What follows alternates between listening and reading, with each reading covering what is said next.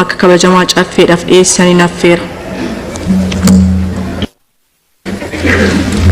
Galatooma kabajamtuu Afyaa'ii kabajamtoota miseensota caffee namni dura taa'aa koree dhaabbii dhimma misoomaa baadiyyaatiif kaadhimame kanan dhiyeessu kabajamoo obbo Abdul Hakim Abdullah Mummeeti.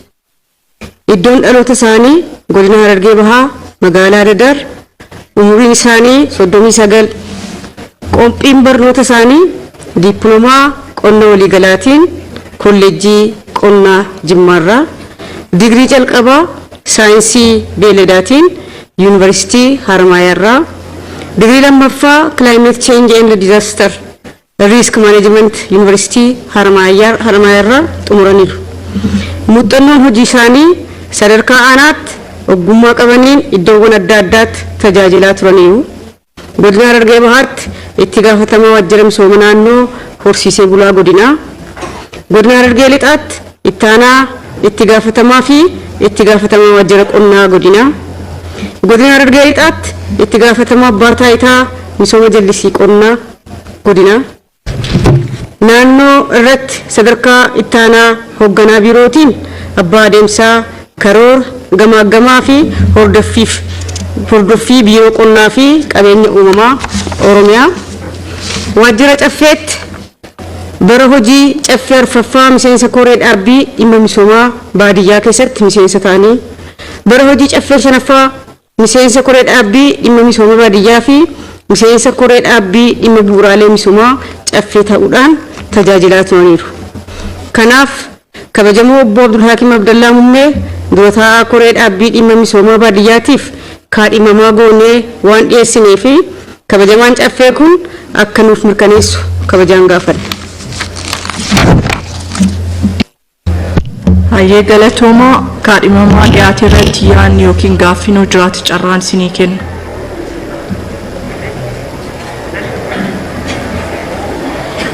Harki natti mul'atu gara sagalee kennisiisuutti deema. Kanaaf sagalee deeggarsaa.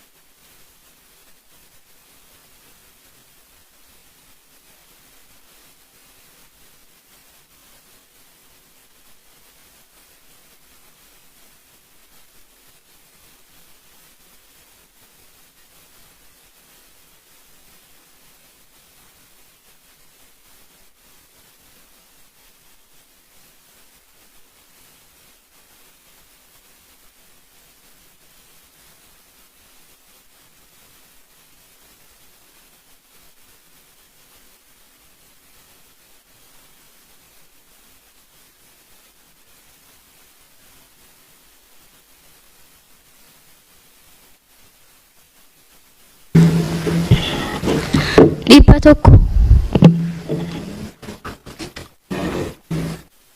85 dhibba tokko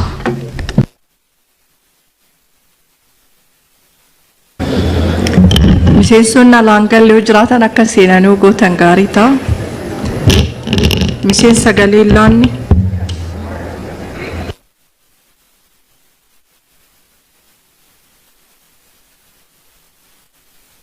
miseensi sagalee laanne hin jiru. Kan mormi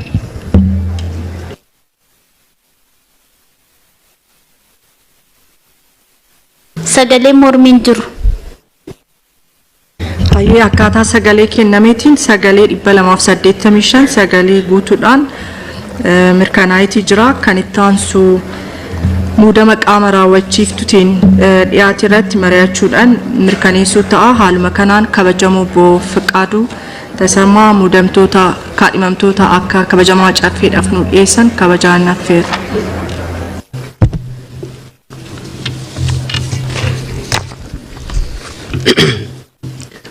Galatooma kabajamaa Afyaa'ii kabajamtoota miseensota caffee hooggantoota manneen hojii mootummaa naannoo Oromiyaa fi miseensota kaabinee kan ta'an afur sababa garaagaraatiin hojii adda addaa irratti ramadamanii waan deemaniif bakka isaanii namoota armaan gadiin dhiyeessa. Inni jalqabaa obbo Namarraa Bulii Yaadataati. Obbo Namarraa Buliin iddoon dhaloonni isaanii godina Baha Wallaggaa aanaa Guutuu Giddaati.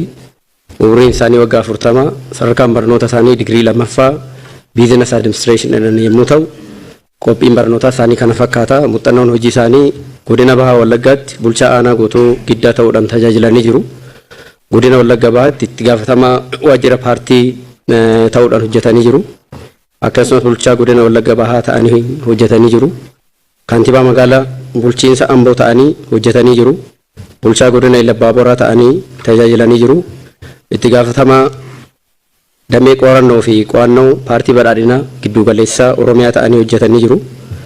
Akkasumas miseensa mana marii kanaa fi miseensa koree giddu galeessaa paartii keenyati. Obbo Namarraan kaka'umsa hojii guddaa kan qaban, bakka deeman hundatti bu'aa nama buusan, muuxannoo hojii guddaa kan qabanii fi naamusa fi qulqullummaa guddaa kan qaban waan ta'eef hoogganaa biiroo Public Service fi misooma qabeenya humna namaa ta'anii akka dhiyaatan caffeen akka nama mirkaneessuun gaafadha. Lammaffaan obbo Geetuu Wayyeessaa Tolaati. Iddoon dhaloota isaanii godina Arsii aanaa Xannaati. Umriin isaanii waggaa 44. Sadarkaan barnoota isaanii maastarsiidha yookiin digirii 2ffaa gosa barnoota Transformational Leadership and Change Managementidha. Muuxannoo hojii isaanii barsiisummaadhaan tajaajilanii jiru. Bulchaa aanaa ta'uudhaan tajaajilanii jiru. Itti gaafatama waajjira paartii godina Arsii fi Baalee ta'anii godina lamaan keessatti tajaajilanii jiru. Bara 2001 walakkaa irraa kaasanii hanga 2006tti waajjira paartii giddu galeessatti akkasumas godina addaatti itti aanaa ijaarsa fi itti gaafatamaa siyaasaa ta'uudhaan tajaajilanii jiru. Akkasumas bara 2007 irraa kaasanii amma 2008tti hoogganaa biiroo aadaa fi turizimii Oromiyaa ta'anii tajaajilanii jiru. Bara 2009 irraa amma 2010tti daayirektara OBN ta'anii hojjetaniiru. 2011 irraa amma 2012tti hoogganaa biiroo bulchiinsa lafaa fi itti fayyadama ta'anii Oromiyaa ta'anii hojjetanii jiru. Bara 2012 irraa hanga ammaatti waajjira paartii giddu galeessa keenyatti hojjetaa jiru. Miseensa koree giddu galeessa paartii badhaadhinaati.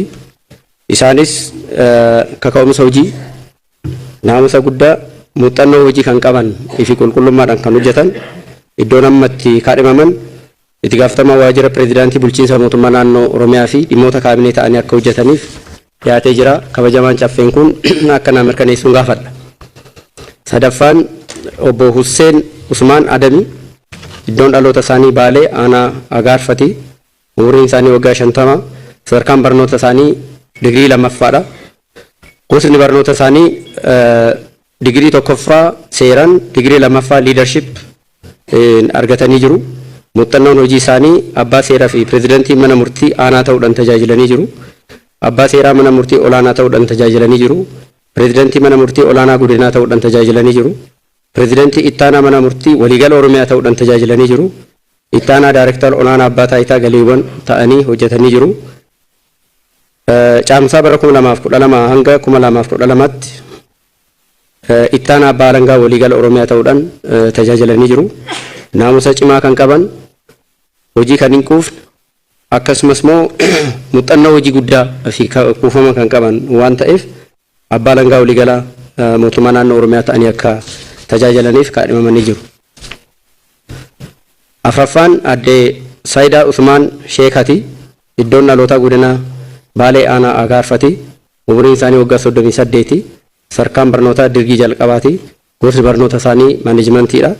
Muuxannoon hojii isaanii barsiisummaadhaan itti gaafatamtuu waldaa dhimma dubartootaa waajjira dhimma dubartootaa aanaa Kurfaa Callee ta'uudhaan godina Harargee Bahaa keessatti tajaajilanii jiru. Itti gaafatamtuu waajjira paartii aanaa Kurfaa Callee ta'uudhaan godina Harargee Bahaatti tajaajilanii jiru. Itti gaafatamtuu liigii dubartootaa godina Harargee Bahaa ta'uudhaan tajaajilanii jiru. Itti aantuu waajjira dargaggoo ispoortii godina Harargee Bahaa ta'uudhaan tajaajilanii jiru. Bara 2004 irraa amma 2011tti itti gaafatamtuu waajjira liigii dubartootaa federaalaa ta'uudhaan tajaajilanii jiru. Bara 2011 irraa amma 2012tti itti gaafatamtuu liigii dubartoota Oromiyaa ta'uudhaan tajaajilanii jiru. miseensa mana maree caffee mootummaa naannoo Oromiyaadhaan ta'uudhaanis hojjetaa kan jiranii kanaaf muuxannoo hojii fi kaka'umsa qabanii hooggantuu biiroo dhimma dubartootaa fi daa'immaniif dargaggoota Oromiyaa ta'anii akka muudamanii dhiyaatanii jiru. Isuma kan hubachuudhaan miseensonni kabajamtoonni miseensonni caffee muudamni dhiyeessee akka naa fudhatamu kabaja olaanaadhaan gaafadha. Ulfaadha. Galatoomaa kabajamoo Bofiqaaduu kaadhimamtoota dhiyaatan irratti kabajamtooti miseensonni caffee gaaffii yookaan yaada yoo qabaataniif carraa isiniin kenna. Asirraa. Ishi kabajamoo Aadde Fariyaa as gidduu kanarra. Harkinatti mul'atu garanarra. Hayyee kabajamoo Aadde Fariyaa. Tole galatoome kabajamtuu afayyaa'e muudamni dhiyaate hundinuu sirriidha yaaduu jirra hin ka'a keessattuu Aadde Saadaa Usmaan dubartii jalqaba qabsaa turte Harargee Bahaa keessatti barsiisummaa irraa eegalee hooggansa garaagaraa keessatti dubartii gahee guddaa taphachaa turte hanga federaalaatti illee paartii keenya bakka bu'uudhaan liigoota jiran keessaa sadarkaa duraa irratti yaamamaa turte. Haa ta'u paartiin keenya laalee bakka iddootti hojjechuu dandeessu sadarkaa kanarra fiduu hedduu gammachuu guddaa akka dubartootaatti sitti qabna. Kana caalaallee erga dhuftellee hojiin isiin dargaggoo fi dubartii irratti hojjechaa jirtu akkuma naannoo keenyaattu dhimma dubartii fi dargaggoota sochooftee hojii bareedduu jajjabeessituu ta'e hojjechaa jirti. Muudamni kunis kan iddoo isii madaalu waan ta'eef nulleen hedduu qabsoo keessa turtee kanaan dura irra amma sadarkaa isin itti hojjechuu dandeessu kana caalamatti immoo hojii dargaggoo fi dubartii haastee amma jirtu kana caalatti akka dandeessu abdii guddaa irraa qabna akka dubartii teenyaattis kanaaf galatoomaa jechuu barbaanna. Obbo Geetuu Wayyeessaas naannoo keessaa nama hunda ija takka laalu Direedhaa ijaaruu keessatti Hararii ijaaruu keessatti godina Harargee Bahaa keessatti sadarkuma naannootu nama tasgabbaawaa nama ni qabna jennu keessaa tokko waan ta'eef jaallawwan kaanillee beekuu baadhu ha paartiin laalee akka jirutti warriniin keessaa beeynu hojiinis beeynu madaala wal fakkaataadha kajuun qaba. Fuula dura immoo paartiin keenya kana caalmaatti dubartoota baasuu irratti illee osooniif xiyyeeffatanii kajuun qaba akkuma sadarkaa federaalaa sanitti sadarkaa naannoo keenyaattis dubartoota baasuu irratti obbo Fiqaaduun qabatee dhimma dubartiitti hojis qabatanii uumaa rakkoon qabu. Kanaaf dubartoota baasuu irratti xiyyeeffachuu danda'uudha qabanii seektara gurguddaa irratti kana caalaa jijjiirama fiduu dandeessii dubartiin amma Aadde Saadaanuu eega dargaggoo fi dubartii irra dhufte dargaggoo naannoo Oromiyaa akkamitti akka sochoosaa jirtu laalaa jirra. Kanaaf wal madaalaa ta'uu qabaa waan hundaan jechuu barbaadeeti muudamni dhiyaate immoo gaafii hoomiin qabu muudama wal madaalaa sirrii jechuu barbaadeeti galatooma. Hayyee galatooma yaaduma tilmaama keessa galfamuu qabudha kan kabajamuun kaasanii kallattiidhaan gara sagalee kennisiisutti deemne gaarii waan ta'uuf sagalee deeggarsaa kaadhimamtoota dhiyaatan irratti.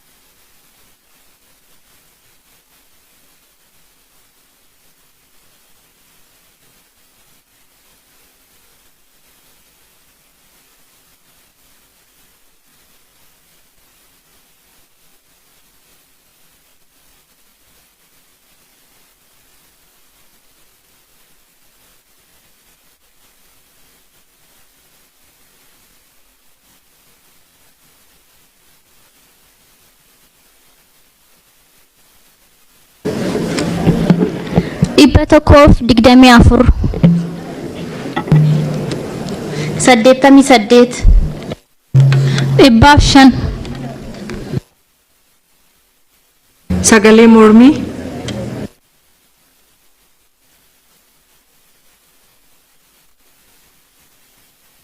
sagalee mormiin jiru miseen sagaleen kennin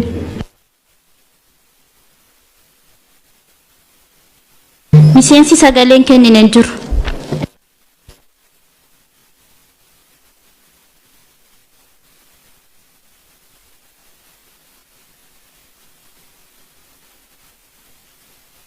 akkaataa sagalee kennameetiin sagalee deeggarsaa 317 sagalee mormiin jiru miseensa sagalee laanneen jiru sagalee guutuudhaan mirkanaa'eetii jira jechuudha. Galatoomaa kan itti aansee jiru muudama abbootii seeraa manneen murtii olaanaa fi aanaalee kan dhiyaatu ta'a. Haaluma kanaan pireezidantii mana murtii waliigala Oromiyaa kabajamoo obbo Gazaalii Abbaasimal kaadhimamtoota akka nuuf dhiyeessaniif kabajaan affeera.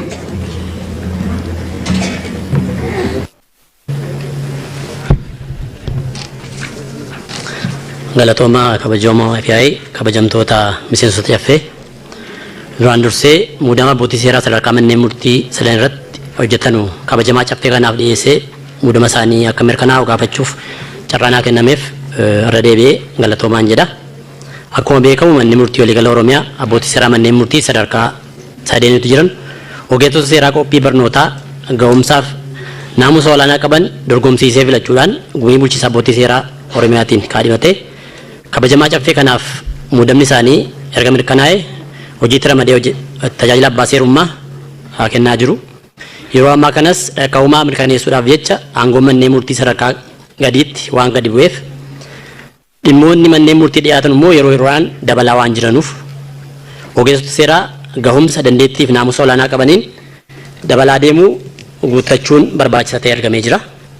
Haaluma kanaan hanqina abbootii seeraa sadarkaa manneen murtii aanaa jiran furuuf ogeessota dhaabbilee barnootaa olaanaa irraa eebbifaman bara 2012tti ilqisoo leenjii hojii duraatti filannee sadarkaa abbaa seeraa gargaaraa mana murtii aanaatti muudamanii hojjechaa erga turanii booda madaallii taasifameen kanneen ulaagaa guutan gumii bulchiinsa abbootii seeraatiin kaadhimamanii kabajamaa caffee kanaaf dhiyaatanii jiru. Haaluma wal fakkaatuun rakkoo humna namaa sadarkaa mana murtii waliigala Oromiyaaf mana murtii olaanaa jiruuf furuufis abbootii seeraa hojiirra jiran keessaa ulaagaa qajeelfamaa hamtumamee jiru irratti hundaa'uudhaan qormaatni barreeffamaaf afaanii kennamee calalliin erga gaggeeffamee booda haala naamusa isaanii irratti uummatni kallattii adda addaatiin yaada akka itti kennu godhamee dhumarratti gumii bulchiinsa abbootii seeraatiif dhiyaatanii kaadhimamummaadhaan muudamanii jiru. Muudamni isaanii kabajamaa caffee kanaaf dhiyaatee jira. Walumaa galatti sadarkaa mana murtii waliigalaatti immoo kaadhimamtoota 11 hanqina sadarkaa mana murtii waliigalaa irra jirus furuudhaaf kaadhimamtoota 11 muudamaas dhiyeeffannee jirra. Waliigala sadarkaa mana murtii waliigalaatti kaadhimamtoota 11 dhiira 10 fi dubartii 1 sadarkaa mana murtii olaanaatti kaadhimamtoota 43 dhiira 40 fi dubartii 3 sadarkaa mana murtii aanaatti kaadhimamtoota 104 dhiira 97 fi dubartii 7 waliigala abbootii seeraa kaadhimamtoota 158 kabajamaa caffee kanaaf waan dhiyeeffanneef hanqina abbootii seeraa nu mudateef jiruu fi ogeessa ga'umsaaf muuxannoof naamusa olaanaa qabanu kana kaadhimamtoota maqaan isaanii fi seenaan isaanii dursee kabajamtoota miseensota qabee jira. Kana ilaalee kabajamaa caffeen kun irratti mari'atee muudama isaanii akka nu mirkaneessu gaafadhaa. Galatooma. Galatoomaa kanatti aansuudhaan marii taasisaa turtan keessatti dookumentiin isaa dursee isin naqqabeetii jira tokko tokko ilaalaa turtanii haa ta'utii dhimmootni caalmatti ammas yaadni yoo irratti kenname jettanii yaaddanii yoo jiraateef kabajamaa miseensa caffeetiif carraan kennaa toora kanarra gaaffii namni qaba.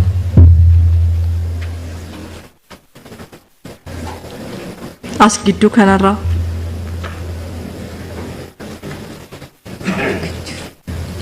Garanarraa. Hayyee harkinatti mul'atu kanaaf kallattiidhumaan gara sagalee kennisiisuutti deema. Sagalee deeggarsaa.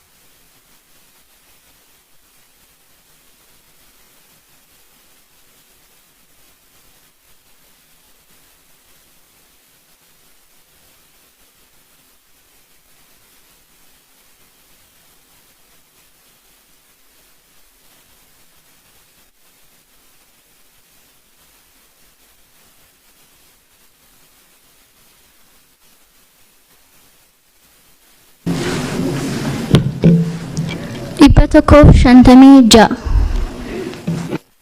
92 115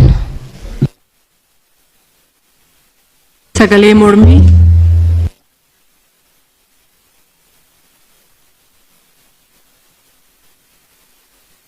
sagalee mormiin jiru miseensa sagalee laanni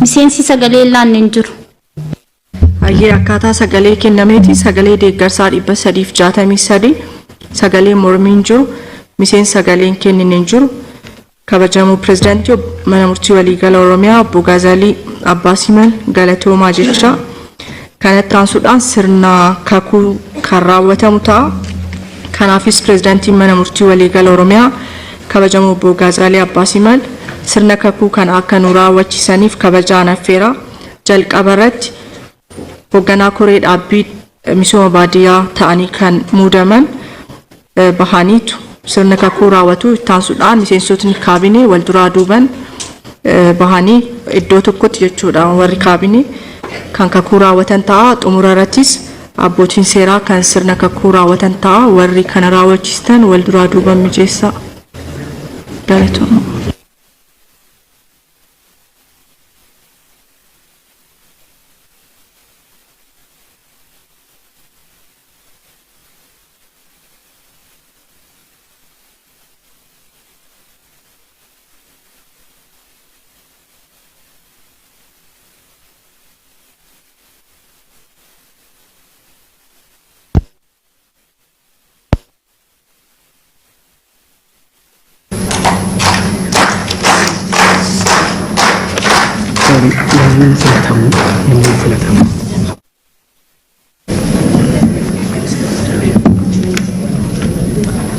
Harga keessa mirga ol kaaftu an guyyaa har'a caffee fuulduratti dhiyaadhe yemmuu filatamu heera mootummaa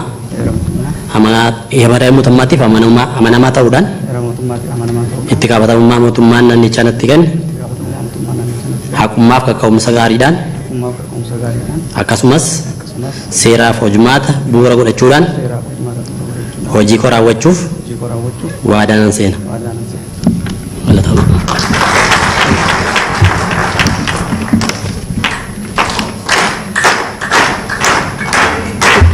miseensota kaabinee taatanii warra muudamtan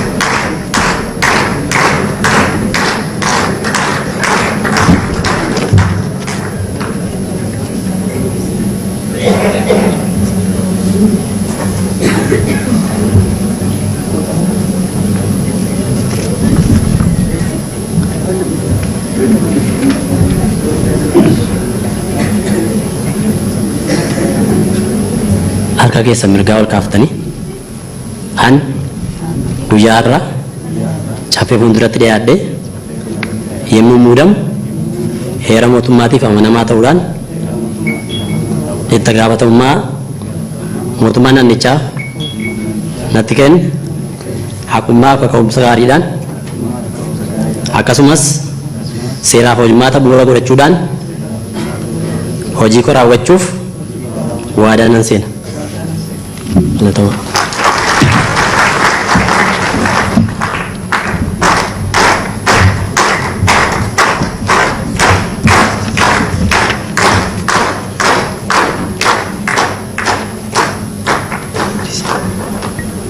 Baay'ee galatooma kanatti aansuudhaan kan abbootii seeraa ta'a asuma nu turtu kabajamoo pirezidaantii mana murtii.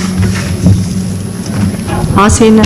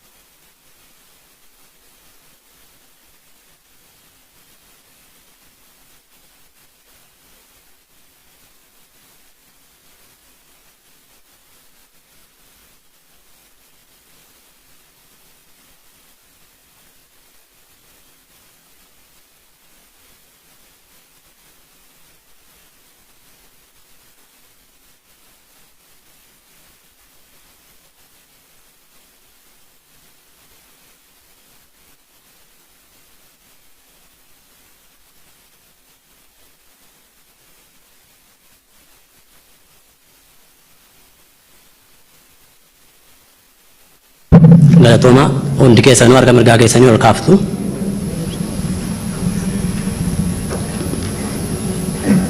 Waan jedhu afaan jettu.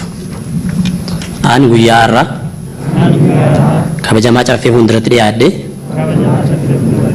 abbaa seeraa manneen murtii Oromiyaa ta'ee muudamu itti gaafatamummaaf amanamummaa olaanaa irratti kenname heeraaf seera qofa amanamaa ta'e kaa'umsaaf naamusa olaanaadhaan hojiin irraa barbaadamu hojjechuudhaaf waadaan seena. Gammadan.